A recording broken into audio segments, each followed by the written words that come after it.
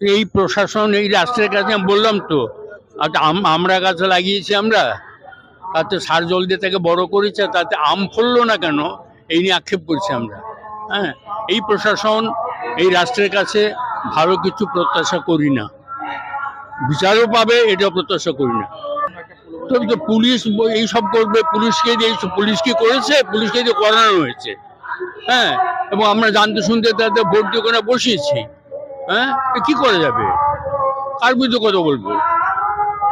গণতন্ত্রের যদি এই দশা হয়, সে গণতন্ত্রকে মানি না, তাহলে অন্য কোনো পথ ভাবতে হবে। ওই কথা, ধর্ষণ বিরোধী বিল আছে, নিয়ম আছে, সে তাতে করে ধনঞ্জয়ের ফাঁসিও হয়েছে। এ কত হলো ছেলে ভোলানো কথা কিছু। আর নতুন বিল, কি বিল তুমি নতুন আনবে?